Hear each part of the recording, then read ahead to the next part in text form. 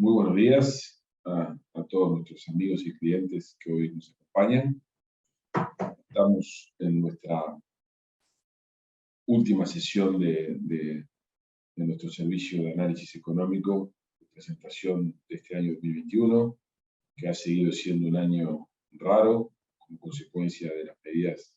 de precaución que tenemos que tomar todos en materia de acercamiento, así que ha sido un año todavía de presentaciones virtuales. Esperemos el año que viene poder tener alguna sesión, por lo menos invitándolos a estar presencialmente con nosotros. Pero hoy vamos a estar con Patricia Boto, que es gerenta de nuestro servicio allí en Paraguay, de nuestras oficinas en Paraguay, haciendo esta presentación con las perspectivas económicas 2021-2022,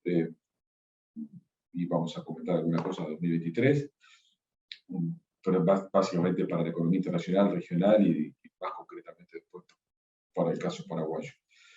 En la primera parte yo voy a estar a cargo de hacer una presentación general de la situación internacional y de los desafíos que están planteados en materia de políticas públicas y en qué implicancias tiene eso sobre variables relevantes para el Paraguay, básicamente tendencias de flujo de capitales, tendencias vinculadas a las paridades monetarias y algunos riesgos asociados a la región.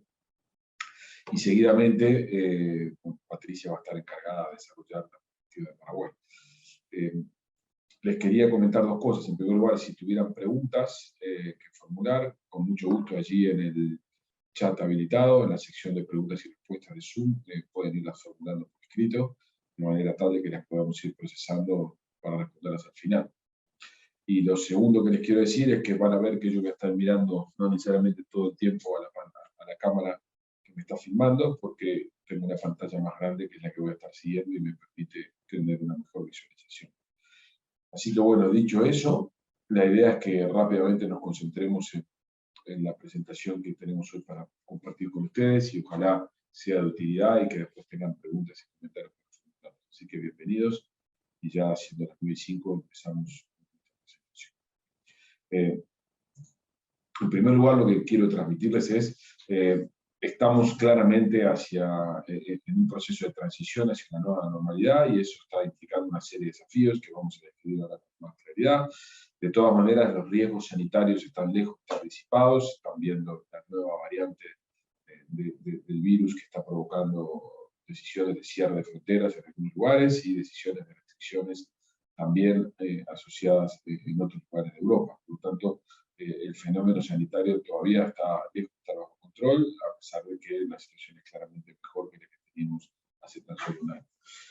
Lo primero es la actividad global, ya está por encima del nivel prepandemia. Como ven allí, el PIB mundial hoy se ubica ya claramente por encima del nivel que se había alcanzado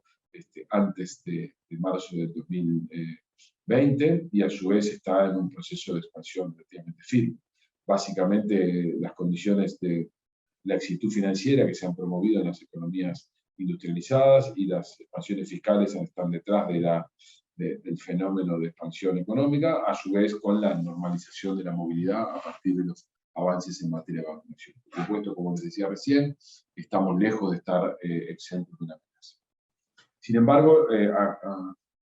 en paralelo, lo que está ocurriendo, y ustedes lo habrán visto en la prensa, es un aumento de la tasa de inflación a nivel general. De hecho, ustedes ven allí cuál era el nivel de inflación para distintos países que se registraba en enero en gris y cuál es el nivel de inflación que se registra hoy en octubre graficado en azul. Y como ven, en todos los casos las tasas de inflación se han incrementado de manera sustantiva y por lo tanto hoy constituye uno de los principales desafíos que está arriba de la mesa de las políticas públicas, tener un buen diagnóstico sobre qué está detrás de esta inflación, este aumento de precios de manera generalizada y qué políticas deberían arbitrarse dada la naturaleza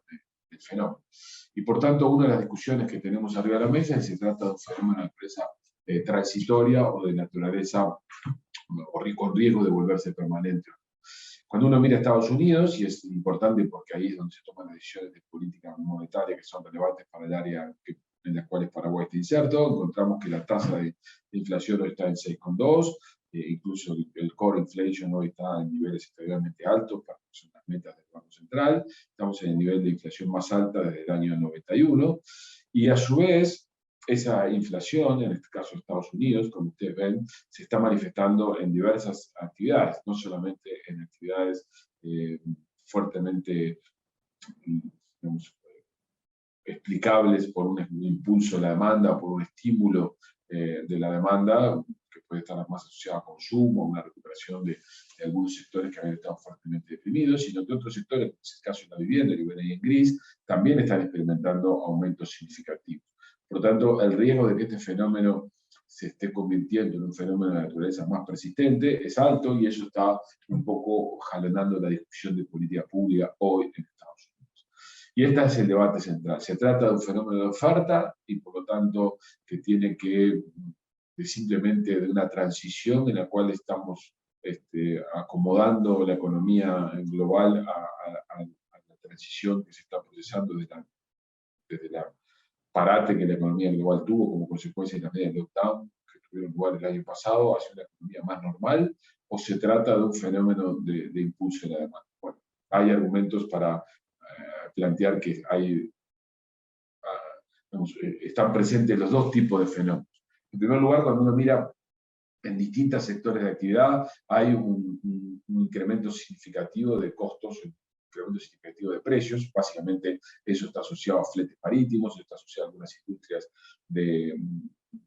producción de microcomponentes, donde se han producido una serie de cuellos de botella, básicamente por el parate que tuvo lugar durante el proceso más fuerte de la pandemia, y también como consecuencia del incremento de la demanda de ciertos tipos de productos, el aumento de productos tecnológicos, el aumento de la demanda para los vehículos automotores de microcomponentes, ha provocado cuellos de botella en distintos sectores de suministros que son claves para el suministro de algunas industrias, y eso ha provocado presiones de precios más o menos persistentes. Algo parecido pasa con los fletes marítimos, como ven ahí en el gráfico, donde la normalización de la actividad ha costado poner en orden los procesos logísticos. Es como una locomotora: cuando se frena le cuesta tiempo frenar, y cuando arranca le cuesta tiempo arrancar, y los procesos de reordenamiento logísticos en el marco de una demanda muy diferente, con focos de demanda más relevantes en otro lugar del mundo, ha provocado la reorganización de fletes, la reorganización de cadenas logísticas, todas las cuales no están funcionando o no han estado funcionando de manera aceitada, lo que ha provocado estas rigideces o estas fricciones que han provocado aumentos de precios. A su vez, hay toda una discusión sobre una eventual crisis energética en el proceso de gestación, que tiene que ver con insuficientes niveles de inversión en sectores de energías renovables, que no están logrando compensar los descensos en los niveles de inversión en las energías tradicionales o fósiles, lo cual está provocando una especulación de aumentos de precios o de insuficiencia energética en perspectiva, sobre todo si la demanda china sigue firme, a los que se agregan otros problemas de suministros en Europa, vinculados a la producción de Rusia y a las dificultades para que el gas que proviene del norte de Europa sea suministrado al sur de Europa. O sea, hay un conjunto de elementos a nivel energético que están jalonando una presión sobre precios de algunas fuentes muy relevantes, todo lo cual ha dado lugar a un fenómeno de impulso de precios que está asociado a un fenómeno de oferta. Pero eso no está desligado de lo que está ocurriendo a nivel de la demanda. Todos sabemos que en Estados Unidos la expansión fiscal ha sido extraordinaria, las condiciones financieras han sido muy laxas. Ahí ustedes ven cuál ha sido la expansión del crédito al sector privado no financiero, que ha crecido de manera extraordinaria a lo largo de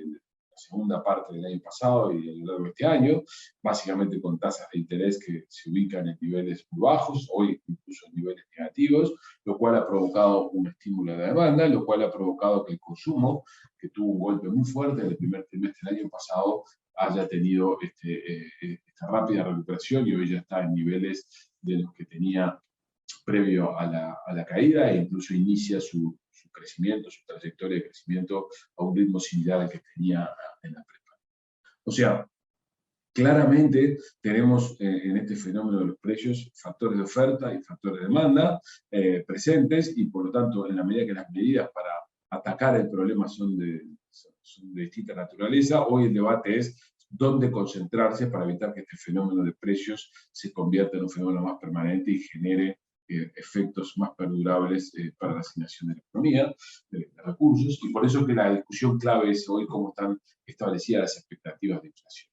Lo que ustedes ven aquí son las expectativas de inflación medidas por el break-even. El break-even, ¿se acuerdan que es el diferencial de rendimientos entre instrumentos que tienen algún tipo de indexación a la inflación en Estados Unidos versus aquellos rendimientos que no tienen digamos, ningún tipo de indexación a la inflación? Por lo tanto, la diferencia de rendimientos entre un caso y otro es lo que implícitamente el mercado espera en materia de inflación. Y por lo tanto, lo que ustedes ven graficado allí es para distintos plazos cuál era el nivel esperado de inflación implícita en este arbitraje de tasas que estaba previsto en diciembre de 2019. Como ven allí, lo que había era unas expectativas de inflación bastante alineadas a lo que eran las metas de la Reserva Federal, inflación esperada en torno al 2%. Eso era lo que ocurría en diciembre de 2019, o sea, antes del inicio de la pandemia. En junio de 2020, cuando el fenómeno pandémico ya había hecho explosión y estábamos asistiendo a una fuerte contracción de la actividad global, básicamente las expectativas se pusieron en un terreno más bajo de lo que era la meta de la Reserva Federal, básicamente previendo un escenario de bajo crecimiento e incluso un riesgo de deflación como consecuencia de una contracción significativa de la demanda. Sin embargo, ya en diciembre de 2020, ya a finales del año pasado, las expectativas de inflación implícitas en las tasas de interés volvieron a estar en nivel con lo que era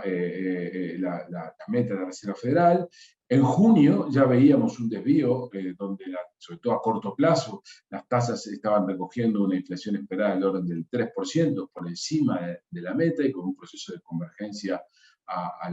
la meta parsimonioso y lento. Y en noviembre, claramente, las expectativas a corto plazo quedaron desancladas. De hecho, las expectativas de inflación, como ustedes ven, están ubicadas en 4%, pero incluso el proceso de convergencia es mucho más lento e incluso se observa que en los próximos 7 años la inflación estaría todavía ubicada en torno al 3%, claramente por encima de lo que es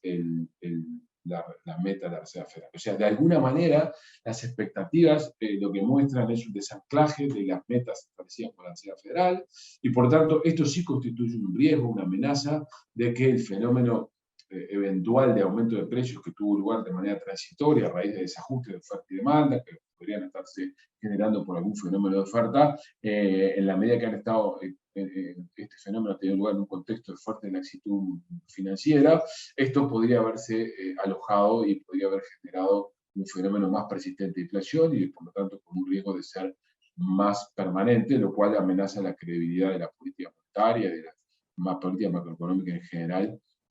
hacia adelante. En el medio de ello, ¿qué es lo que están diciendo las autoridades? O cómo están viendo las autoridades responsables de la política monetaria de Estados Unidos el fenómeno? Bueno, lo que muestra este gráfico, o estos dos gráficos. En primer lugar, lo primero que hay que tener en cuenta es lo que está ocurriendo y que describe la línea de tiempo que está ubicada arriba, donde en noviembre fue anunciado el inicio del tapering, o sea, el inicio de la normalización por parte de la Reserva Federal digamos, de este periodo de laxitud financiera. Básicamente lo que está diciendo es que el desarme del paquete de compras de instrumentos, de títulos públicos empieza a tener lugar y por lo tanto hay un cronograma anunciado de cómo se va a ir desarmando ese paquete de estímulos que había sido introducido hasta ahora. Y eso supone que a 15 billones por mes, que ha sido lo que ha sido establecido como meta, el tapering o la normalización tendría lugar o finalizaría en mayo del 2022. Por lo tanto, eso abre la perspectiva de que una vez finalizado este programa de normalización en términos de abandono de los procesos de intervención por parte de la Reserva Federal en la compra de títulos públicos, lo que supondría que en el segundo semestre del año que viene estaríamos asistiendo al primer aumento de tasas, y eso es lo que el mercado de alguna manera está visualizando. Por lo tanto, lo que se vuelve relevante es lo que establece el gráfico de abajo. Lo que el gráfico de abajo establece es, para cada momento del tiempo, cómo los miembros de la Reserva Federal o del Comité de Política Monetaria de la Reserva Federal esperan que la tasa de interés se va a ubicar. Cada uno de esos puntitos que ven allí constituye la visión de cada uno de los miembros de ese comité. Por lo tanto, estas son las personas que están en condiciones de decidir cuándo visualizan que las tasas van a aumentar y en qué nivel piensan que las van a tener. Como ustedes ven, en 2021 es un consenso de que no va a haber aumento de tasas, siguen ubicando la tasa de interés en torno al 0, entre 0 y 0,25, que es el nivel actual. Sin embargo, a partir de 2022, la decisión empieza a ser distinta entre los distintos miembros de ese comité, mostrando que ya se esperan para 2022 aumento de tasas, al menos algunos de ellos esperan aumento de tasas, y eso va aumentando en 2023 y en 2024, mostrando una mayor dispersión. O sea, lo que las autoridades responsables de tomar decisiones en materia de política monetaria visualizan es 2021 no tendremos aumento de tasas, ese proceso se iniciaría en 2022 de manera lenta, pero tendría lugar de manera más agresiva a partir de 2023. De todas maneras, estamos hablando de tasas de interés que se ubican por debajo del 3%, y en la medida que la inflación no ceda a los niveles actuales, seguimos pensando en tasas de interés bajas o incluso negativas en términos reales. Por lo tanto, el proceso de normalización monetaria, el proceso de desarme de estos paquetes de estímulo y el proceso de aumento de tasas de interés, básicamente lo que ponen sobre la mesa es un escenario de menor liquidez esperada, que eso podría tener impacto directo sobre el mercado de deuda, sobre monedas y sobre commodities, que es lo que rápidamente les voy a mostrar enseguida. Lo primero, estamos asistiendo a uno de los momentos de mayor nivel de endeudamiento a nivel global. Lo que ustedes ven allí son los niveles de deuda con porcentaje del PIB para economías avanzadas, el promedio se ubica en el orden del 120%, lo cual es un nivel extremadamente alto. No tan alto para el caso de las economías emergentes, pero en cualquier caso lo que deja de manifiesto este fenómeno es que estamos asistiendo a un momento de elevado nivel de endeudamiento, todo lo cual pone incertidumbre sobre varias cosas. En primer lugar, sobre cómo se va a procesar el pago de esta deuda, cómo se va a procesar los ajustes fiscales necesarios para hacer sostenible la trayectoria de la deuda, lo cual puede inducir a fenómenos recesivos en algunos lugares de la economía internacional, y sobre todo introduce mucha presión sobre el mercado en términos de que los riesgos financieros son más altos. O sea, hay muchos países con elevados niveles de endeudamiento, muchos países que eventualmente podrían tener dificultades para hacer frente a sus obligaciones, y por lo tanto hay riesgos de volatilidad y de problemas a nivel de los mercados de deuda. Y a su vez se supone que para distintos países, en particular para los emergentes, por cierta fragilidad institucional o debilidades macroeconómicas, hay riesgos de hacer el rollover, ¿no? Esto es, de renovar la deuda, en tanto se visualizan condiciones más restrictivas o menos laxas a nivel global. O sea que este es un tema que está pendiente y que seguramente será materia de discusión y de debate de política pública a lo largo del 2022 de manera intensa. De la misma manera que tenemos estos efectos sobre la deuda, también tenemos efectos sobre monedas. Lo que vemos en el gráfico de la izquierda es la tendencia a la apreciación del dólar en la primera parte del 2021. Recuerden que estábamos en pleno auge de la pandemia, con el segundo brote en casi todas las economías industrializadas y con una intensidad muy fuerte en Europa y en Estados Unidos. Ese es un momento donde el dólar tendió a apreciarse como consecuencia de esta fuerte incertidumbre asociada a la situación sanitaria que provocaba una especie de refugio en el dólar. Eso contrasta con lo que ocurrió después, a partir del mes de abril, donde justamente las condiciones sanitarias fueron más laxas, y eso permitió una mayor normalización de la actividad económica, y eso se tradujo en una fuerte apreciación del resto de las monedas frente al dólar, básicamente mostrando un mayor apetito por el riesgo por parte de los agentes financieros, y el dólar se tendió a debilitar no solamente frente a las monedas relevantes para el dólar, que es el índice de XY, sino también frente a monedas emergentes, como lo muestra el gráfico en serie. Esa tendencia, otra vez, pareció insinuar una reversión a partir de junio, cuando se empezó a discutir sobre la normalización monetaria, sobre un eventual tapering anticipado, y claramente se consolidó a partir de septiembre, digamos, ¿no? Donde el fortalecimiento del dólar, sobre todo frente a monedas de países desarrollados, ha tenido lugar, no tanto así con respecto a monedas emergentes, y eso ha sido como consecuencia de que el yuan también se ha estado apreciando, y a su vez porque varios países emergentes han estado reaccionando con aumentos de tasas de interés, precisamente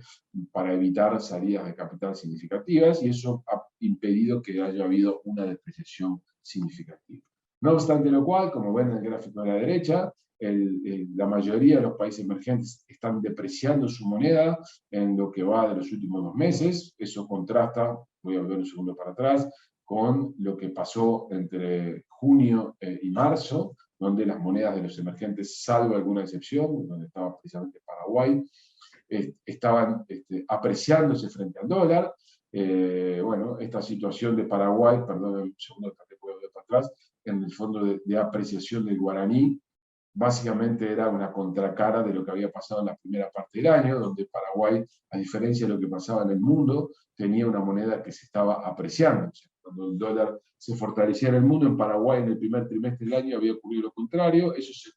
justamente hay como un ajuste tardío en Paraguay, es una normalización tardía de la valor del dólar, eso ocurre en el segundo trimestre, y luego Paraguay permanece más o menos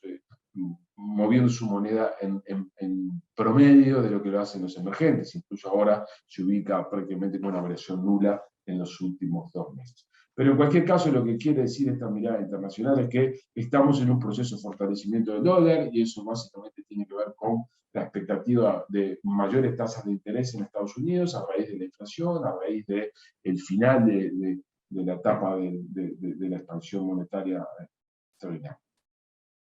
Y además de haber consecuencias sobre la deuda y sobre las monedas, por supuesto también tenemos consecuencias, perdón un segundo, sobre los precios de los commodities. Como ustedes saben bien, los precios de los commodities se transan en dólares y por lo tanto alteraciones en el valor del dólar tienen efectos sobre los precios de los commodities, más allá de los fundamentos de estos mercados. Y lo que vemos aquí en el gráfico de la izquierda es una tendencia moderada, pero más o menos persistente, de valorización de los commodities agrícolas en la última etapa. Eso básicamente tiene que ver con la normalización que ha tenido lugar en la economía internacional, una fuerte demanda china y algunos temas de suministros que tienen que ver con problemas de producción o desajustes en el balance de oferta y demanda en algunos mercados internacionales, todo lo cual ha dado lugar a una valorización del precio de los commodities significativa, en algunos casos bastante significativa, como es el caso de la carne, pero en cualquier caso tenemos que ser conscientes que hacia adelante, en la medida que el dólar se está fortaleciendo, estas condiciones de precios tan extraordinarias tienen un techo, por lo menos del costado financiero. Eso no quiere decir que los fundamentos de cada uno de los mercados no puedan tener consecuencias sobre los precios, quiere decir simplemente que las condiciones financieras que daban lugar a un dólar muy barato, en la medida que están llegando a su fin, le van a quitar, digamos, esa presión al precio de los commodities y por lo tanto los precios de cada uno de esos productos van a estar mucho más liberados a la suerte de los fundamentos específicos de cada uno de sus mercados. Eso supone para países emergentes que el escenario de precios no se va a revertir, no estamos diciendo que vamos a un escenario de precios desfavorable, pero deberíamos dejar de pensar que el escenario de precios va a ser persistentemente mejor del que tenemos hoy. O sea, la probabilidad de que esta tendencia de crecimiento de los precios de los commodities de manera generalizada persista es bastante más acotada y más bien va a depender mucho más de los fundamentos de cada uno. A su vez, no debemos perder de vista lo que ocurre con un componente muy importante para la demanda externa de Paraguay, que es el caso del petróleo, que si bien ha estado creciendo de manera significativa, de la normalización económica y de los problemas de la energética que yo describía brevemente al principio, sino que también ha estado jalonado esta revalorización del Brent como consecuencia de la debilidad que persistió del dólar hasta ahora, como decía recién, eso está llegando a su fin. Y a pesar de este aumento del precio del Brent, no debemos perder de vista que todavía los niveles de precios se ubican por debajo del nivel que alcanzó en el superciclo de commodities. O sea, en otras palabras, hay cierto margen para que el precio del petróleo, crisis energética mediante, todavía tenga cierto margen para seguir creciendo, y eso contrasta con lo que les acabo de decir en materia de commodities agrícolas. ¿Eso qué supone? Que países como Paraguay podrían eventualmente experimentar un deterioro de los términos de intercambio en los próximos años. Esto es un detenimiento del precio de los precios de exportación en su crecimiento, no un deterioro, no una contracción, pero sí el aumento del precio de un componente muy importante para la importación en Paraguay. O sea que, en síntesis, el escenario internacional que uno visualiza a nivel global es un escenario que está lejos de ser un escenario negativo, pero en principio se muestra como un escenario más desafiante para países emergentes como Paraguay. Un escenario menos líquido, un escenario donde el dólar va a valer un poco más, donde los flujos de capitales no van a ser tan favorables para emergentes, donde el rollover de la deuda va a ser más difícil de hacer, y a su vez un escenario donde los precios de los commodities podrían evolucionar de una manera tal que supusiera una afectación de los términos de intercambio en un periodo corto, por lo menos en 2022-2023. Es un escenario, por supuesto, que no negativo, pero deja de ser un escenario auspicioso desde el punto de vista financiero, como el que lo fue recientemente a raíz del manejo que se hizo de la salida de la crisis. Voy a hacer 2 o 3 comentarios muy breves sobre la región, a partir de algunas innovaciones que han tenido lugar y algunos desafíos que están pendientes, para darle rápidamente la palabra a Patricia. En relación a Argentina, ustedes saben bien, no me voy a detener mucho en esto, tuvimos elecciones hace unos días, donde el oficialismo sufrió o experimentó una derrota, no como las que se anunciaban en las PASO, pero sí una derrota al fin. De hecho, perdió la capacidad de tener mayorías tanto en la Cámara de Senadores como en la Cámara de Diputados, lo cual supone que desde el punto de vista del quórum requiere el oficialismo poder convocar a otros partidos minoritarios para poder alcanzar el mínimo necesario para funcionar en las cámaras. Por lo tanto, en Argentina se abre un dilema de naturaleza política: ¿qué va a hacer el gobierno? ¿Qué va a hacer la oposición? Y seguramente esta es una discusión política que iremos compartiendo en las próximas semanas, pero en la visión que nosotros tenemos y que es la que vamos a proponer enseguida, la mejor respuesta de cada uno de los jugadores, nos referimos al Frente de Todos y a Juntos por el Cambio, básicamente lo que es el oficialismo y la oposición, es prácticamente no hacer nada. En algún sentido, lo que a la oposición le convendría, esto es, a Juntos por el Cambio le convendría, es que el gobierno actual hiciera el ajuste necesario desde el punto de vista fiscal y desde el punto de vista macroeconómico para iniciar un proceso de normalización de la situación económica, pero de manera tal de que parte del trabajo complejo que hay que hacer no lo tuviera que hacer él eventualmente si llegara al gobierno en los años, y al mismo tiempo lo que al gobierno le conviene es tratar de no tomar medidas muy drásticas, porque eso podría comprometer aún más y erosionar aún más su base electoral. Por lo tanto, básicamente estamos en un típico equilibrio donde la mejor respuesta de cada uno de los jugadores va a ser no hacer mucho y más bien esperar porque algún evento externo permita mover fichas, ya sea que sea un evento externo que provoque la obligación de actuar como consecuencia de una restricción severa de financiamiento, por ejemplo, o ya sea porque un evento externo muy favorable, como un aumento de precios, permita recomponer parte de la escasez de divisas que hoy Argentina tiene. Pero mientras esos 2 eventos exógenos no ocurran, esto es un deterioro enorme de las condiciones internacionales que afecten el financiamiento que Argentina tiene que tener, o una mejora de los precios relativos externos, seguramente vamos a encontrar poca cosa y poca innovación de parte del oficialismo, entre otras cosas porque el oficialismo quedó muy afectado y está difícil de comprender todavía cómo es el peso relativo de cada uno de los jugadores que está dentro de la coalición de gobierno. Pero el principal problema que tiene Argentina, esencialmente, como habrán visto en las medidas que fueron tomadas en las últimas horas, poniéndole restricciones al acceso a divisas para los turistas que puedan eventualmente viajar, es la escasez de reservas internacionales. Las reservas internacionales que Argentina tiene son aproximadamente 42.600 millones de dólares, sin embargo, las que son de libre disponibilidad son apenas 6.300, lo cual hace que sus obligaciones de los próximos meses efectivamente se vuelvan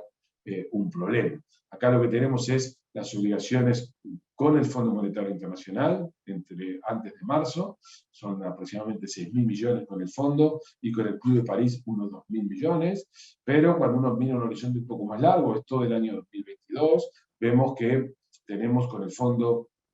aproximadamente unos 18.000 millones y con el Club de París aproximadamente unos 3.000 millones, que son la suma de estos. O sea, claramente las reservas internacionales que tiene disponibles Argentina no son suficientes para hacer frente a sus obligaciones. Por supuesto, con el Fondo Monetario Internacional seguramente haya algún acuerdo, habrá que ver qué tipo, para no hacer exigibles estos vencimientos, o sea, es posible que el fondo, o muy posible que el fondo permita diferir el pago de estos vencimientos, no obstante lo cual, eso va a estar impuesto en un conjunto de condiciones que habrá que ver cuáles son, temas fiscales, que tienen que ver con inflación, que ahora les diré rápidamente. Pero no debemos perder de vista que las obligaciones de París y otros, que suman 3.000 millones, se consumirían prácticamente la mitad de las reservas que son disponibles. O sea que, aun cuando el fondo no hiciera exigibles sus obligaciones, sus vencimientos, y solamente lo que tuviera es un proceso de refinanciamiento, exigiendo solamente el pago de intereses, aún así las reservas que tiene disponibles Argentina para el pago de sus obligaciones durante el año 2022 son muy exiguas, y esa es la razón por la cual esas reservas insuficientes hicieron que el gobierno disparara esas medidas restrictivas sobre el acceso a divisas para eventualmente gente que quiera viajar. Esperamos ahora para diciembre alguna noticia de parte del gobierno en materia de un plan que básicamente lo que tiene que resolver es esto que está aquí. Argentina hoy tiene un déficit fiscal del orden del 3% del PIB, 2,6% del PIB. No es un déficit extraordinariamente alto, pero el problema que tiene Argentina es que como no tiene acceso a financiamiento, no va a tener acceso a financiamiento de mercado, y el fondo está en esta situación en la que está, lo cual es muy difícil que el fondo le provea nueva liquidez a Argentina, salvo que hicieron un ajuste muy fuerte, que no visualizamos que sea posible en el corto plazo. Todo eso va a suponer que Argentina va a seguir teniendo como una única fuente de financiamiento para su déficit su monetización, entonces la emisión de moneda, básicamente ya sea para poder hacer frente a sus obligaciones en pesos, como para poder contar con los pesos necesarios para eventualmente ir al mercado de cambios y adquirir los dólares necesarios para hacer frente a sus vencimientos. ¿Qué supone eso? Que esa tasa de inflación que está al 52%, que todavía refleja precios controlados, una fuerte represión financiera, porque tenemos tasas de interés negativas significativas, y a su vez tenemos un escenario de leve recuperación de la demanda agregada a partir de la recuperación económica. Muy probablemente esa tasa de inflación va a aumentar, porque lo que va a seguir haciendo el gobierno argentino es monetizar su déficit, porque es la única fuente de financiamiento genuina que tiene, y eso arriesga a una estabilización de precios que eventualmente arriesga un escenario de mayor desorden nominal en algún momento de la segunda mitad del 2022. O sea que, en síntesis, Argentina tiene un severo problema de fundamentos macro, no tiene financiamiento y no tiene un plan claro, y muy probablemente no lo va a tener, porque hacer lo que es necesario para resolver los problemas que tiene constituye un desafío político que nosotros creemos que este gobierno, con el resultado electoral que acaba de tener y con la composición que tiene compleja en la relación entre el presidente y la vicepresidenta, no va a estar en condiciones de poner un plan ordenado. Por lo cual Argentina básicamente lo que va a estar haciendo es postergar decisiones importantes hasta que un nuevo gobierno dentro de 2 años tome decisiones más de fondo, salvo que algo los obligue a actuar antes. El resultado, Argentina va a ser un país que no va a aportarle a Paraguay más que dolores de cabeza. Va a seguir estando barato, inestable nominalmente, y desde el punto de vista de la actividad, como lo voy a mostrar enseguida, no va a contribuir al crecimiento de la región. Entonces, rápidamente sobre Brasil, ¿qué podemos decir? Bueno, en Brasil la inflación claramente se desancló, y la inflación alcanzó en el mes de octubre casi 11%. Las expectativas de inflación indican que esa inflación convergería en un plazo de casi un año al techo del rango meta del Banco Central, pero en cualquier caso eso va a requerir un esfuerzo de la política monetaria significativo, que es lo que ha venido haciendo el Banco Central de Brasil. Ustedes saben que hemos tenido 6 aumentos de tasa de interés, de la tasa Selic, que ha totalizado casi 600 puntos básicos de aumento. Hoy la tasa se ubica en 7,75, sigue estando en terreno negativo en términos reales, pero demuestra que el Banco Central de Brasil ha reaccionado a este fenómeno inflacionario y que intenta ponerle un límite. Ese fenómeno de aumento de la tasa de interés, en algún sentido, en la medida que el real es una moneda relevante para la formación de precios en Brasil y para, al mismo tiempo para la toma de decisiones, está poniendo de alguna manera riesgos sobre la recuperación de la actividad y sobre todo sobre el servicio de la deuda. Porque si bien la situación fiscal de Brasil, que atravesó por un severo expansión, digamos, un deterioro importante el año pasado a raíz de la pandemia, que se han normalizado muy rápidamente, básicamente porque la recuperación de la actividad fue significativa y permitió volver a niveles de resultado fiscal pre-pandemia, de déficit fiscal del 0,6%, incluso contrastando claramente con lo que era el nivel de déficit fiscal que la administración Bolsonaro había heredado de la administración anterior. Si bien esto está claramente en proceso de mejora, nuestra preocupación está centrada aquí en los vencimientos de deuda, muestra el gráfico de la derecha. Como ustedes ven, tenemos vencimientos concentrados en plazos cortos, menos de un año tiene el 25% de la deuda que está venciendo. A su vez, un porcentaje importante, casi el 44% de la deuda está indexada a la tasa Selic y aproximadamente el 22% también de la deuda está indexada a precios. O sea, una política monetaria contractiva que está teniendo que actuar sobre la inflación, al estar aumentando la tasa de interés, está poniéndole más presión a la deuda que está indexada a tasa de interés, y a su vez, en la medida que la inflación se disparó, en la medida que hay un porcentaje de deuda también indexada a precios, eso también le pone más presión a la deuda. O sea que Brasil tiene condiciones de vulnerabilidad financiera importantes, y eso en un contexto de incertidumbre política, que es lo que muestra este gráfico de la izquierda, introducen ruido sobre el mercado, y eso es lo que muestra el gráfico de la derecha, donde el real se ha estado depreciando. Ustedes ven en el gráfico de la izquierda que las encuestas reflejan un bajo nivel de aprobación al presidente actual. El gráfico muestra que el 50% de la población sostiene que el gobierno es malo o pésimo. Y por otro lado, en la barra de la derecha, lo que muestra es que en una eventual elección, que la tenemos el año que viene, precisamente, el resultado todavía muestra mucha incertidumbre, pero le da una probabilidad elevada del retorno de Lula da Silva a la presidencia, lo cual supone incertidumbre porque se desconoce cuál versión de Lula va a volver, si la versión de Lula de 2004, que es la versión alineada a las restricciones del mercado, o por el contrario, con todo el proceso político que hubo en el medio, vamos a ver una versión de Lula más radical o menos amistosa con algunos fundamentos del mercado. Ese fenómeno, digamos, basal de vulnerabilidad financiera asociado a este fenómeno de incertidumbre política introduce incertidumbre, y eso se visualiza en la inestabilidad de algún indicador. Aquí simplemente trajimos alrededor brasileño con un proceso intenso de depreciación de la moneda. Entonces, para culminar, esta es la mirada que nosotros tenemos de Argentina y Brasil. Cuando uno mira la actividad, o sea, las expectativas de crecimiento, uno encuentra que sin perjuicio de que este año las dos economías rebotarían, según lo que son las expectativas de quienes responden las encuestas del Banco Central de Brasil y del Banco Central de la República Argentina. Este es un año de rebote en ambas economías, básicamente compensando lo que fue la contracción del año pasado. Hacia adelante, ambas economías tendrían un desempeño bastante mediocre. De hecho, Brasil crecería el año que viene por debajo del 1%, y en 2023 apenas el 2%. Eso es, entre los 2 años apenas alcanzarían a compensar el incremento de la población, o sea que en términos per cápita Brasil va a estar estancado, y Argentina otro tanto, ¿no? Con crecimientos por debajo del 3% después de tener una década prolongada de contracciones. Argentina está lejos de poder volver a una senda que permita derramar sobre el Paraguay.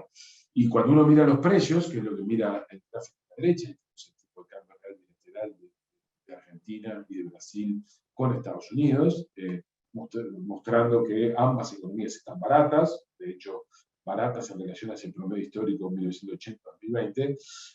tanto Brasil como Argentina muestran digamos, condiciones de competitividad muy potentes, y por lo tanto eso supone para un país como Paraguay que aquellas industrias o aquellas actividades que están fuertemente orientadas a estos mercados van a tener dificultades de acceso, no solamente por barreras que pueden existir, sino también por condiciones de precios, pero a su vez que la producción local en Paraguay va a estar fuertemente competida por producción brasileña y argentina, que se produce a precios muy diferentes, y en el caso concreto de Argentina, que está medido ahí por el dólar blue, que es el dólar oficial, las condiciones en frontera, las actividades en frontera van a estar severamente competidas, porque con ese nivel de diferencia de precios que va a haber, que hay, que a partir de se va a mostrar entre Paraguay y Argentina, la competitividad de la producción paraguaya con Argentina va a ser muy baja. O sea que, en síntesis, no deberíamos esperar nada positivo importante proveniente de la región. En todo caso, Brasil, en el mejor de los casos, se va a mostrar relativamente neutro, y Argentina, con estos niveles de incertidumbre política muy grandes y muy barata en dólares, probablemente no va a derramar nada positivo, sino más bien va a ser una aceleradora de destrucción de actividad y de comercio para Paraguay. Eso supone que Paraguay tiene que mirar probablemente fuera de la región y tiene que concentrarse en aquellos productos y en aquellas áreas de actividad que no están orientadas a la región, porque la región le va a traer no necesariamente grandes dolores de cabeza, pero seguramente una ayuda importante. Así que dicho eso, esa es la visión que yo rápidamente quería compartir con ustedes del escenario internacional. Voy a darle rápidamente la palabra a Patti para que se concentre en lo que es importante, que es la parte de Paraguay. Voy a dejar de compartir pantalla y voy a darle a Patricia la posibilidad de hacerlo. Así que muchas gracias. Después volvemos con las preguntas. Bueno, muchas gracias, Gabriel. Muy buenos días a todas las personas que están conectadas. Muchas gracias por acompañarnos de vuelta en nuestra última reunión de coyuntura del año 2021. Y bueno, tomando un poco como base todo el escenario internacional que nos planteaba Gabriel, Paraguay se enmarca dentro de un proceso de recuperación económica no menos desafiante de lo que veíamos para el mundo y para la región puntualmente, donde claramente estamos asistiendo a sectores económicos ya desafiándose hacia un modo más normal de operar, y también donde los desajustes fiscales y monetarios comienzan a ganar notoriedad durante todo este proceso, ¿sí? Como vamos a ver a lo largo de la presentación, estamos observando tanto buenas como malas noticias dentro de esta evolución reciente de la economía paraguaya, que nos ha dado pie a revisar nuestras proyecciones económicas tanto para este año como para el siguiente. Pero yendo ya un poco a los números puntuales, por un lado, las buenas noticias tienen que ver mucho con la actividad económica, que se ha recuperado a una velocidad más rápida de la esperada inicialmente. Estamos viendo resultados bastante alentadores en lo que es el indicador, por lo menos del PIB. Paraguay viene creciendo sostenidamente, ha mantenido tasas interanuales de crecimiento sostenidas, que han llevado a un cierre de un primer semestre con un crecimiento en torno al 7%, ¿sí? Inclusive, cuando extraemos del análisis a los sectores volátiles, que como sabemos no han tenido un año alentador considerando un poco las condiciones climáticas que nos han acompañado, ese crecimiento superior, y estamos hablando de un crecimiento alrededor del 10% durante los primeros 6 meses del año. Al mirar los niveles, que nos permite ver un poco cómo nos paramos frente al periodo prepandemia, vemos de que Paraguay ya se ubica por encima del promedio 2018, si tomamos como año base eso. La distancia está aproximadamente de un 4% desde ese promedio, lo cual de alguna forma nos confirma la recuperación de la actividad económica de Paraguay. Acá me gustaría aclarar de que nosotros tomamos como año base el año 2018, considerando el hecho de que Paraguay ha dejado de crecer durante 2 años, y tanto el 2019, que como ustedes recordarán, habíamos sido afectados por condiciones climáticas adversas, y también un año 2020 donde la pandemia ha llevado a una contracción de la economía. Así que los resultados por el lado del PIB terminan siendo alentadores, y de hecho que probablemente Paraguay retome el crecimiento económico a finales del año 2021. Indicadores más recientes, puntualmente el IMAEP, que es un indicador proxy del PIB, ya nos dan cuenta del resultado del tercer trimestre del año, donde se nota que la actividad continúa aumentando respecto al año 2020, es decir, vamos a seguir viendo tasas interanuales de crecimiento probablemente en ese trimestre del año, Sin embargo, algo que queremos resaltar es que la dinámica trimestral comienza a ser negativa, es decir, hemos decrecido respecto al trimestre anterior. Eso por lo menos lo observamos en el IMAEP, así que es muy probable que el PIB del tercer trimestre muestre cierta desaceleración en el ritmo de recuperación económica. Pasando a otra de las buenas noticias, aquellos sectores que han sido severamente impactados por la crisis sanitaria y que permanecían bastante rezagados, están notando un mejor desempeño y de una recuperación gradual. ¿Sí? Esto ha sido posible considerando la mejora del escenario sanitario en los últimos meses. Como todos sabemos, los casos positivos de COVID han caído drásticamente en los últimos meses y eso ha permitido la flexibilización de las medidas y también de una posición del consumidor que anteriormente se mantenía mucho más cauto. Esa tendencia se está revirtiendo y de hecho que ya se está observando en algunos indicadores. El gráfico que ustedes pueden ver allí es el índice de movilidad que publica Google. Puntualmente usamos lo que es la movilización de las personas hacia tiendas y ocio, que es un buen indicador del consumo puntualmente, y como pueden ver ya en los últimos meses eso convergía hacia los niveles de normalidad, que es un nivel pre-pandemia, y ya actualmente estamos inclusive por encima de esos niveles. En la misma línea, las ventas comerciales medidas a través del indicador que tiene el Banco Central del Paraguay también nota un desempeño muy favorable, de una recuperación sostenida y ya ubicándose en la mayor parte de estas por encima del promedio 2019. ¿Sí? Tanto las ventas de electrodomésticos, de combustibles, prendas de vestir y vehículos, que de alguna forma nos señalan el comportamiento de la demanda, notan de un buen desempeño y, como decía, ya en niveles por encima al promedio del 2019.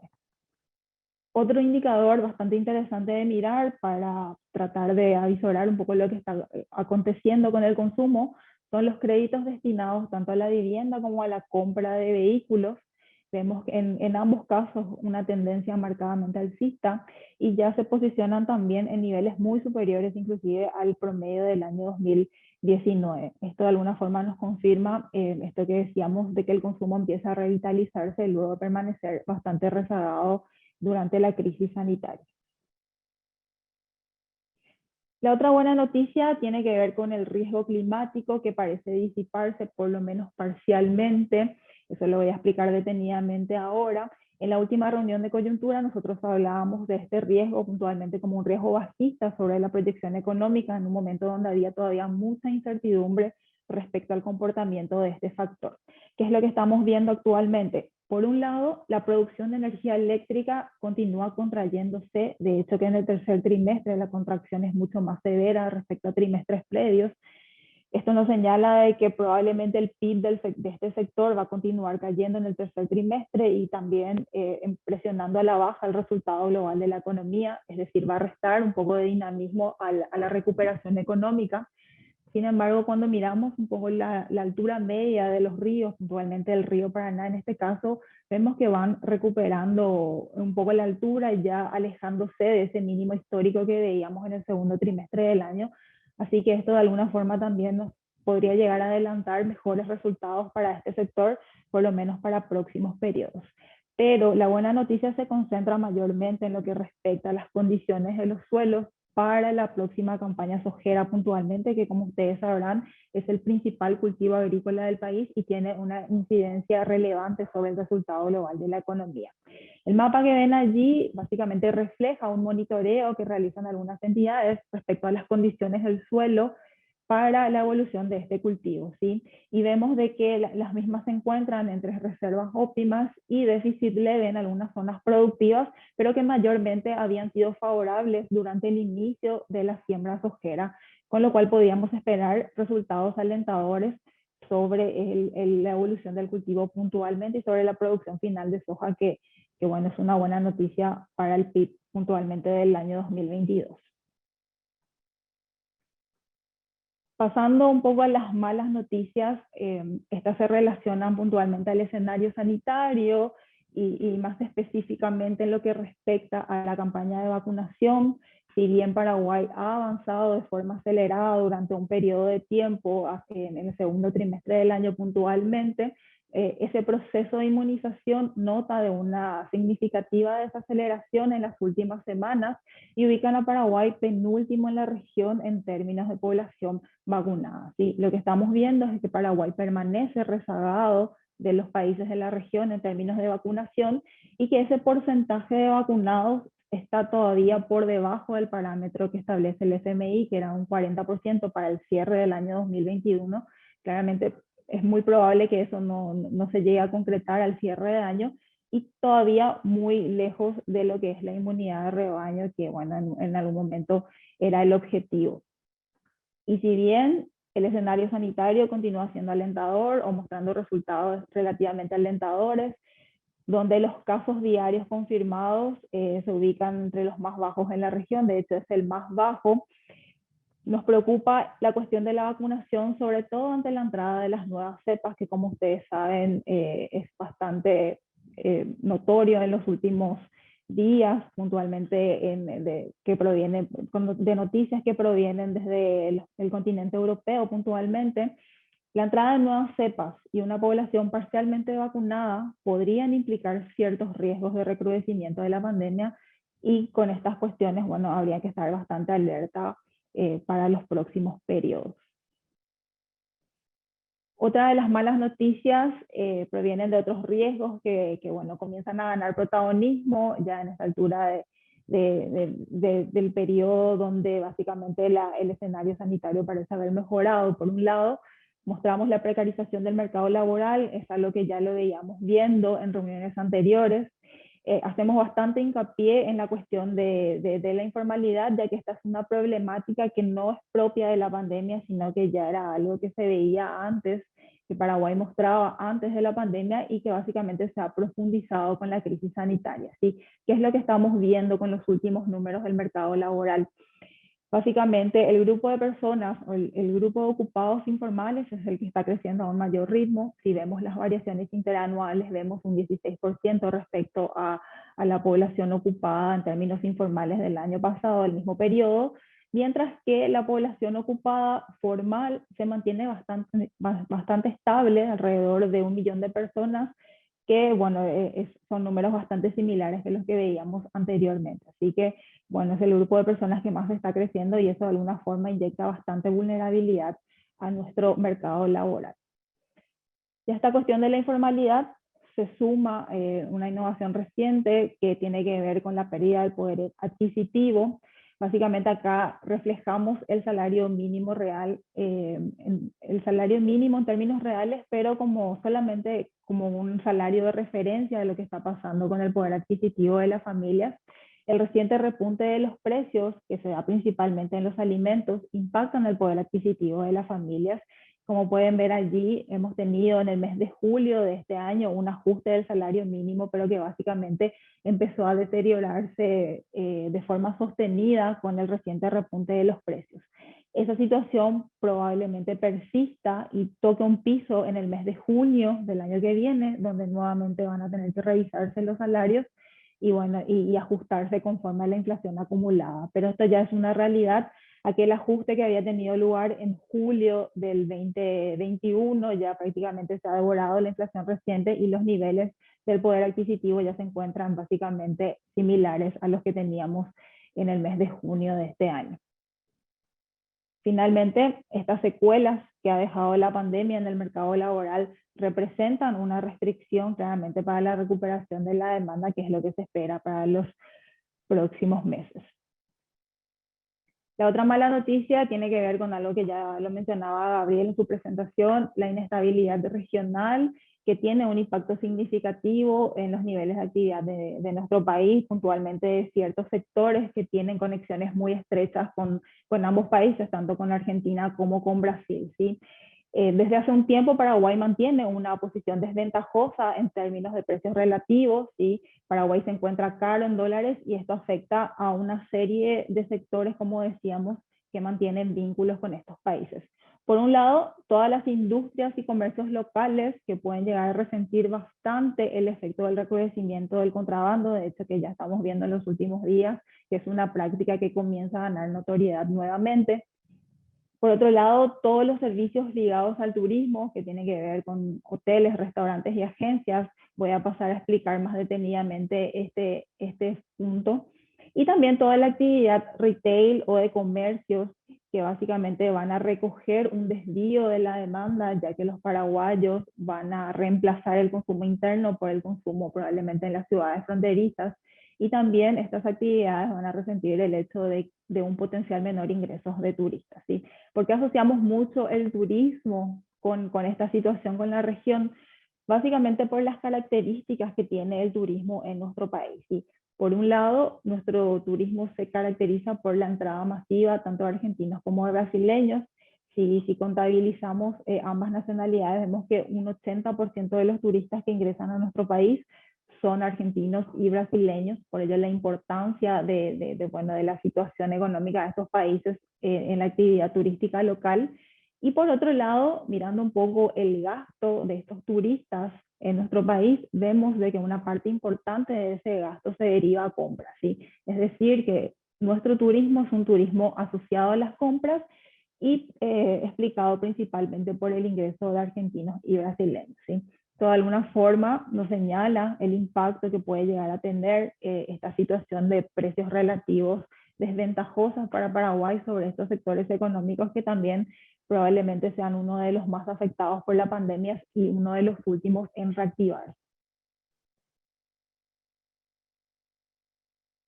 Bueno, y viendo un poco el escenario de lo que acontece en términos de actividad económica, vamos a presentarles nuestras nuevas proyecciones del PIB para Paraguay. Estas proyecciones que ven allí son las que teníamos vigentes hasta septiembre de este año. Nosotros esperábamos que la economía crezca un 4,5% en el año 2021 y un 4,3% en el año 2022. Esto significaría un poco más de un rebote, porque como veíamos al inicio de la presentación, Paraguay en niveles ya se ubica por encima del promedio prepandemia, ¿no?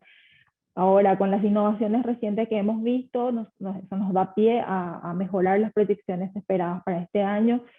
Estamos esperando un crecimiento del 5,2% para el cierre del año 2021 y un crecimiento levemente inferior para el año 2022 de 4,2%. Las innovaciones, como ya hemos visto, tienen que ver con una recuperación de la economía más rápida de lo esperado inicialmente, las condiciones climáticas favorables, que bueno, dan pie a un mejor desempeño del agro, la mejora del escenario sanitario y la flexibilización de medidas que, como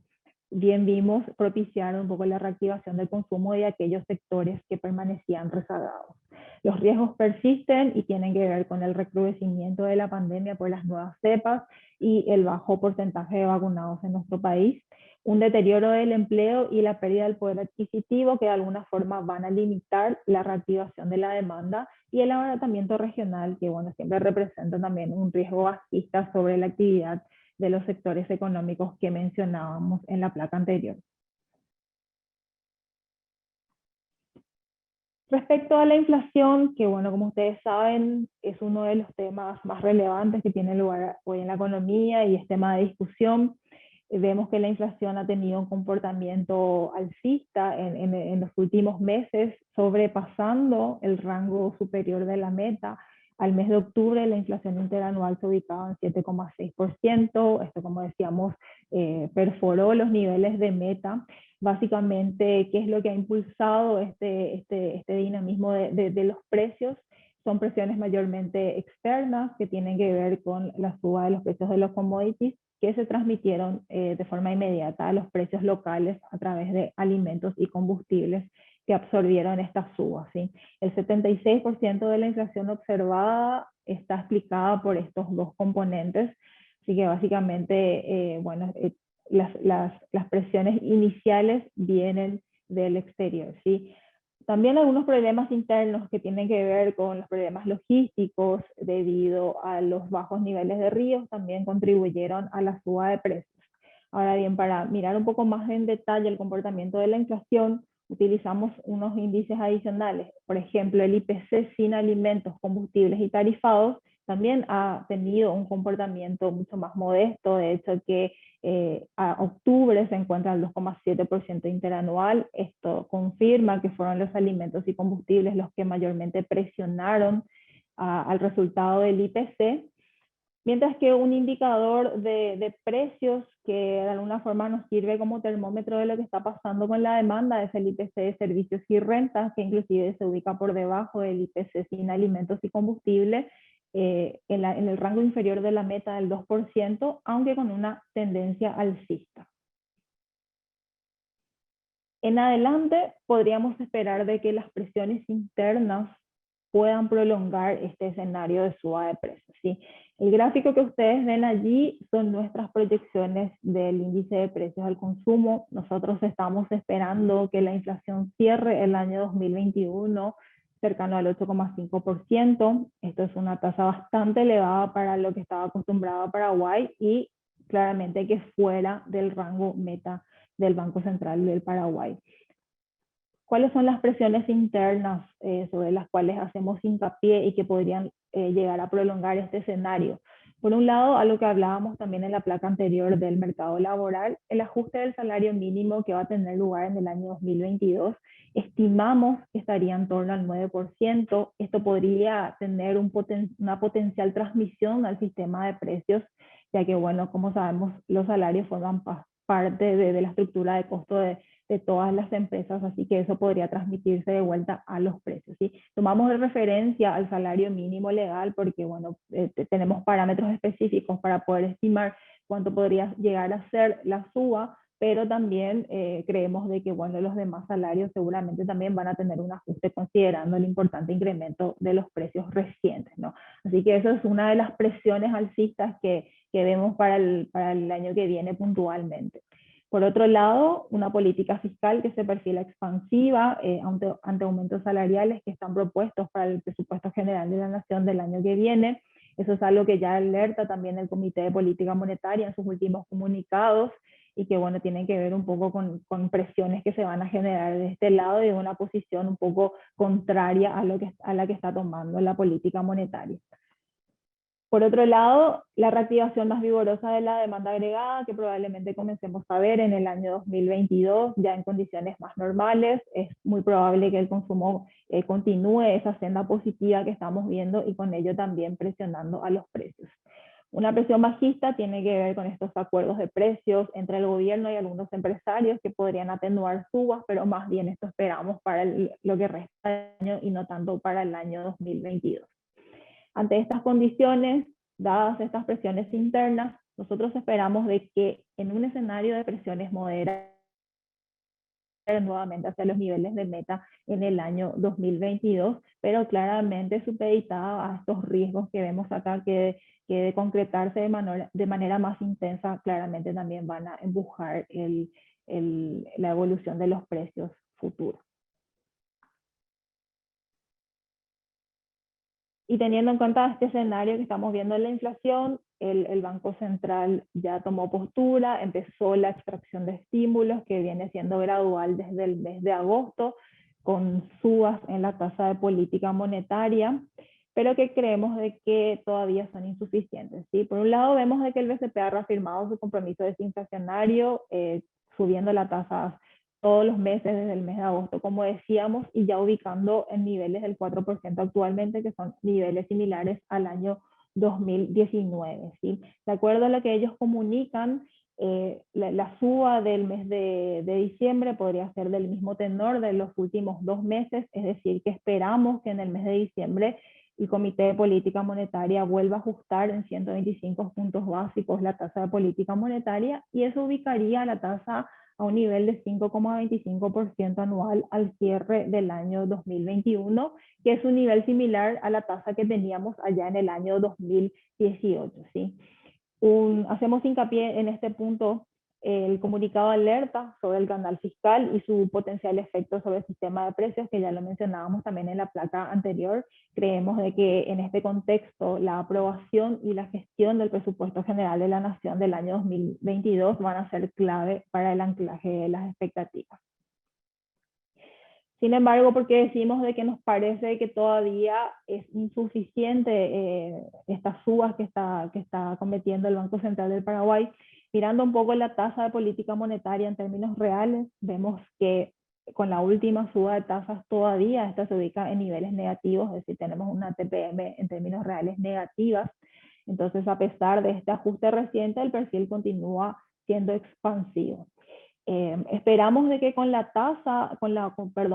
última suba que se espera para diciembre, esta converja hacia niveles positivos. Sin embargo, todavía se va a ubicar por debajo de la tasa neutral que se estima para Paraguay, que es del 2%, ¿sí? Así que lo más probable es que sigamos viendo ajustes en la tasa de política monetaria, por lo menos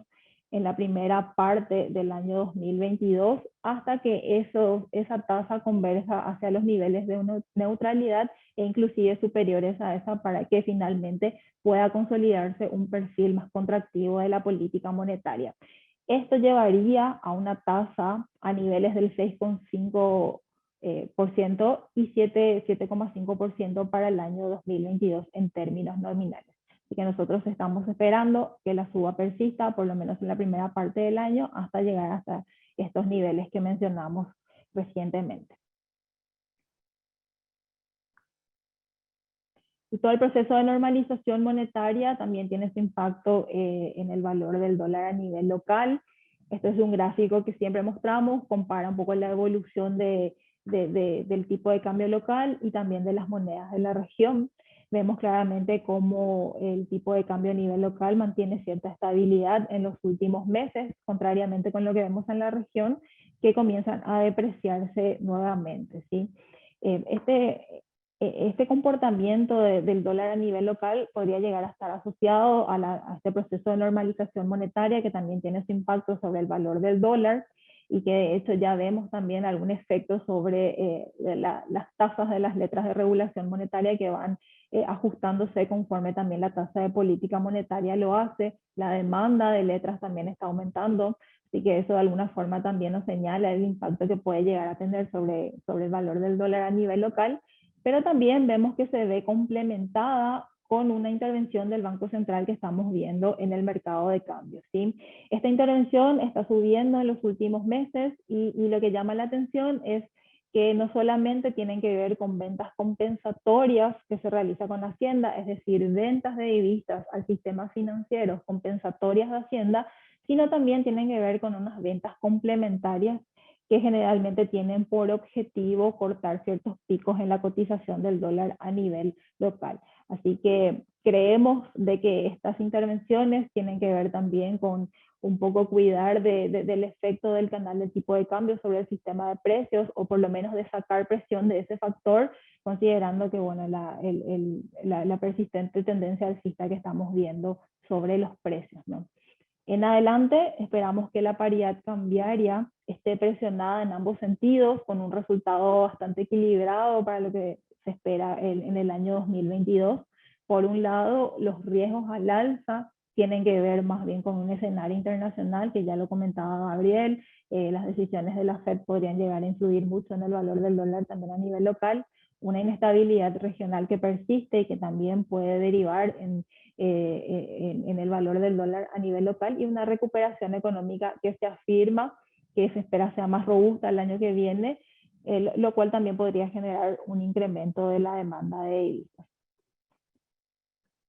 Los riesgos a la baja tienen que ver justamente con lo que mencionábamos. Todo este proceso de normalización monetaria que influye en el valor del dólar a nivel local, y un déficit fiscal que también siempre está presente y que en general también determina cierto impacto sobre el valor del dólar, ¿sí? Allí mencionamos de que Paraguay el déficit fiscal en general lo financia con deuda externa, deuda que ingresa, que hace que ingresen dólares a nuestro país, y que el BCP, si bien de una forma bastante ordenada lo vuelca al mercado, genera ciertas presiones sobre el tipo de cambio.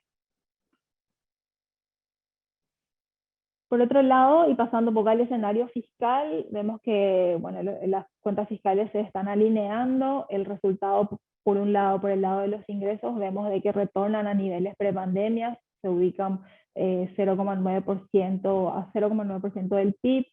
Vemos de que esta recuperación de los ingresos está más bien siendo apuntalado por una recuperación de los ingresos tributarios, muy en línea con la reactivación de la actividad económica. Los niveles de ingresos se ubican por encima del promedio 2019, así que es una noticia alentadora. Ahora, por el lado de los ingresos de las binacionales, claramente siguen presionando a la baja, hay una menor actividad en este sector y consecuentemente también menores ingresos derivados de las binacionales. Ahora, por el lado de los gastos, ¿qué es lo que hemos visto? Hemos visto ciertos ajustes, bueno, muy en línea también con el proceso de consolidación fiscal que estamos atravesando. Sin embargo, los gastos todavía permanecen por encima del promedio del año 2019, es decir, que todo ese gasto extraordinario que hemos tenido por pandemia todavía no se ha corregido totalmente, ¿sí? La categoría de prestaciones sociales es la que más se ha ajustado, también había sido el componente con mayor incremento en el año 2020 para hacer frente a la crisis sanitaria puntualmente. Las inversiones también han tenido una corrección a la baja, lo cual también era esperado. Y bueno, el componente de remuneraciones, que claramente es el más rígido, ha tenido un comportamiento bastante estable en los últimos meses. Con este comportamiento, tanto de los ingresos como de los egresos de las cuentas públicas, el resultado fiscal nota de un déficit del 3,7% del PIB. Esto está muy alineado a lo que se esperaba de acuerdo al plan de consolidación fiscal, que bueno, estima un déficit del 4% para el cierre de este año. Nosotros esperamos de que este 3,7 converja hacia los niveles de 4 para finales de este año. Y bueno, con eso se cumple un primer año de este plan que básicamente tiene por objetivo retornar a los niveles de equilibrio. Las inversiones públicas son las que han tenido un desempeño un poco distinto a lo que se esperaba, por lo menos a lo que se planteaba en el presupuesto general de la Nación de este año. Nosotros hacíamos hincapié en este punto en nuestra reunión anterior, donde veíamos de que el presupuesto estimaba que las inversiones públicas iban a estar a niveles de 4,5% del PIB, nos parecían bastante elevados y que Paraguay no tenía la capacidad de ejecución de este monto de proyectos. Y lo que estamos viendo es básicamente sí, un nivel menor de 3,1% del PIB, que bueno, está más alineado a lo que mostraba Paraguay en los últimos tiempos. A pesar de ello, hay que resaltar de que estos niveles todavía son bastante favorables para lo que Paraguay venía invirtiendo en el pasado reciente y bueno, se ubican en niveles altos. En adelante se espera de que estos niveles de inversión converjan más hacia niveles prepandemia, es decir, probablemente se ubiquen por debajo de este 3% del PIB que estamos observando, sobre todo teniendo en cuenta este menor espacio fiscal, donde a medida que pasan los años el ajuste va a ser más complejo y básicamente las inversiones surgen como variable de ajuste. También hay un ciclo político que bueno, tiene sus últimos años, nos enfrentamos a la finalización del periodo de gobierno, y eso trae consigo también cierta desaceleración en el ritmo de inversión. Si miramos un poco más adelante, para los próximos años que contempla todo este plan de convergencia fiscal, la pregunta que nos hacemos es si existe un espacio de mejora para los próximos años. Y bueno, por un lado, por el lado de los ingresos, vemos de que los efectos positivos que se recogen de la reforma tributaria probablemente continúen en estos años venideros. Puntualmente las estimaciones de Hacienda estiman de que estos ingresos van a crecer 0,6% del PIB durante el año 2022 y 2024, teniendo en cuenta los efectos de la reforma tributaria. Pero sin embargo, por otro lado, vemos ciertas rigideces por el lado de los gastos que van a hacer mucho más complejo este proceso de convergencia fiscal, ¿sí? Por un lado, de lo que ya se habla para el año 2022, aumentos salariales de docentes y médicos, que van a presionar claramente el resultado fiscal del año que viene, y por sobre todo un factor que ya hacíamos mención anteriormente, que se contraponen un poco con la estrategia desinflacionaria. Por otro lado, y algo que preocupa es el lento avance de las reformas estructurales. Como ustedes recordarán, uno de los pilares de este plan de consolidación fiscal representaban este paquete de reformas estructurales que se planteaban y que tenían por objetivo mayormente un poco incidir en esa calidad del gasto que bueno, necesitan las cuentas públicas de Paraguay. Lo que hemos visto hasta el momento es que 2 de las 11 reformas estructurales que se habían planteado fueron convertidas en ley, así que hay un lento avance y por sobre todo lo preocupante de esta situación es que, como decíamos, estamos ante la última etapa del periodo de gobierno y ese escenario electoral venidero va a generar muchas más rigideces a la hora de buscar el consenso y de avanzar en esas reformas pendientes, ¿sí? Así que eso es algo que genera bastante incertidumbre respecto al futuro de estas reformas estructurales. Y por otro lado, mencionamos seguramente la innovación más importante para la economía paraguaya de los próximos años, que tiene que ver con la renegociación del anexo C del Tratado de Itaipú, que tendrá lugar en el año 2023. Todavía no tenemos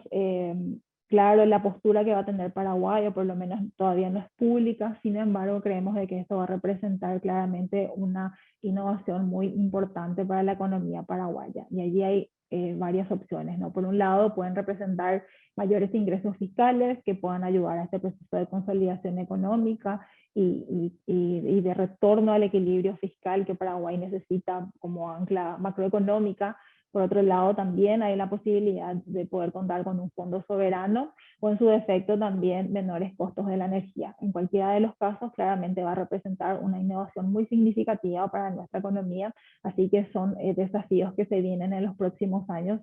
que, bueno, deberíamos estar bastante atentos. Con esto voy a dar algunas reflexiones finales para luego atender a las consultas que puedan tener. Por un lado, todo el escenario internacional y regional, que ya bien lo comentaba Gabriel, un crecimiento global que se consolida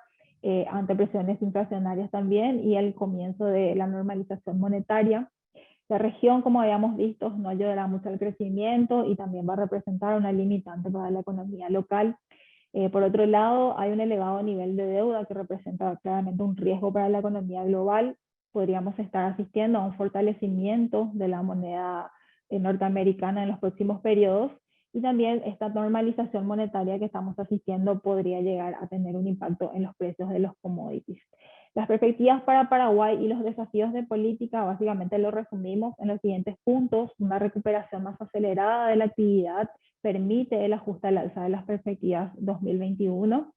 un 2022 que viene siendo impulsada por la recuperación de los sectores que habían estado bastante rezagados por la pandemia, y una mejora del clima que avisora también un buen desempeño de algunos sectores puntualmente, pero limitados por otros factores que vienen a ser secuelas que nos han dejado la pandemia. Por un lado, el mercado laboral con una mayor informalidad y una pérdida del poder adquisitivo, como le veíamos, una inestabilidad regional que también impacta en nuestra economía, y los riesgos sanitarios que todavía persisten, ¿no? Los desafíos de política están relacionados con básicamente un programa de desinflación que va a requerir la articulación entre la política monetaria y fiscal para que los resultados sean los esperados,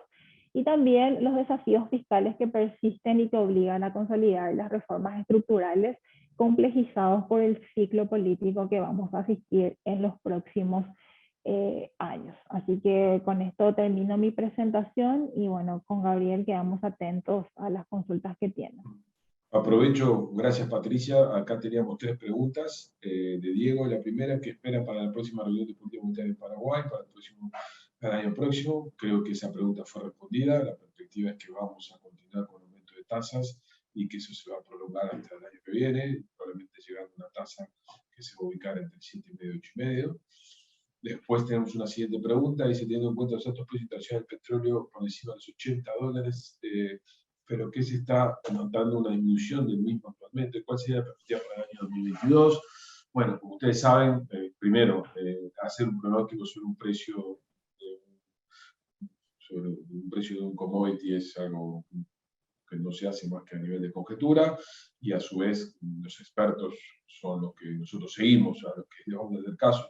En general, la visualización de unos $80 el precio del barril es como un precio de equilibrio que los expertos dicen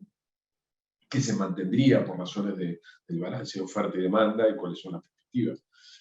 hacia adelante. No obstante lo cual, como yo les decía, estamos asistiendo a un fenómeno interesante en el sector energético, que básicamente está jalonado por la idea de que las inversiones en los combustibles renovables, las fuentes de energía renovables, no están teniendo lugar a la velocidad que en principio se preveía, y que eso a su vez tiene como en paralelo que las inversiones en el sector de combustibles fósiles, producto de las exigencias y las perspectivas en materia tecnológica que los gobiernos están introduciendo, no están avanzando al ritmo que era observado en los últimos años, y eso podría dar lugar a un riesgo de desabastecimiento energético en perspectiva de los próximos años. ¿Eso a dónde nos pone? En que probablemente la energía vaya a ser un factor de presión sobre precios, porque se podría volver un producto escaso, y eso podría dar lugar a un precio del barril un poco más alto de este precio de equilibrio estimado por los mayores analistas a $80. O sea que $80 es el precio más probable, pero hay un riesgo al alza vinculado a este fenómeno de naturaleza marginal.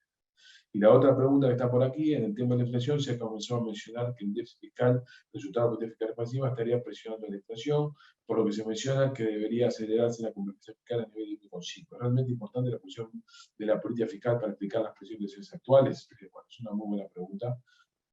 Yo me atrevería a decir lo siguiente. El fenómeno estricto del aumento de precios que está teniendo lugar en Paraguay está explicado por todas las cosas que Patricia explicó muy bien, por un conjunto de fenómenos de naturaleza externa que básicamente presionan sobre combustibles y alimentos. Estrictamente en ese sentido, el escenario del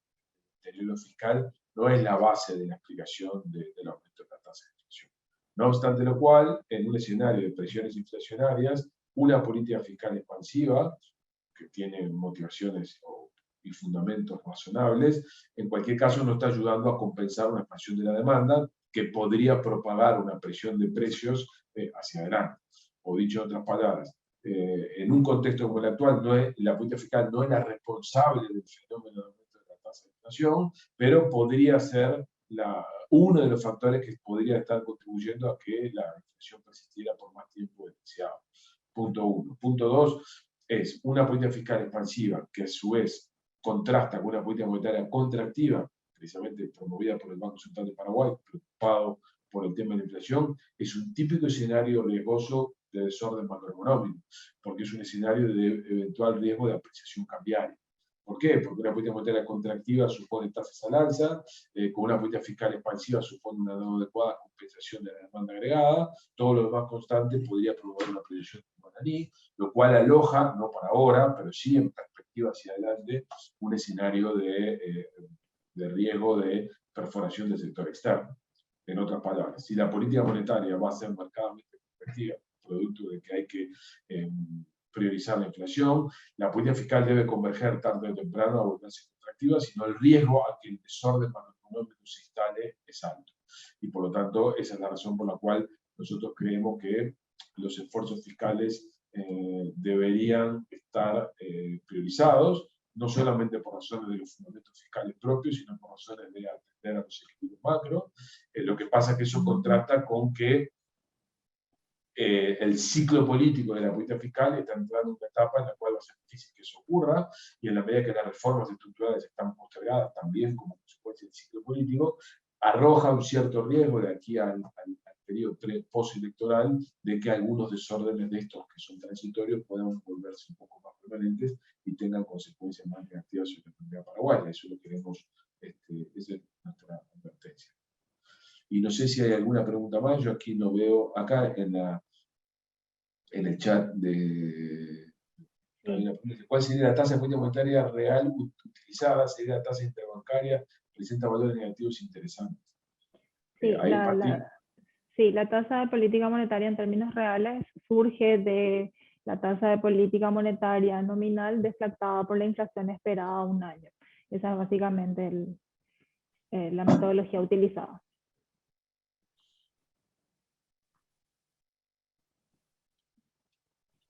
No sé si hay alguna otra pregunta o comentario, con mucho gusto podemos intentar responderlas.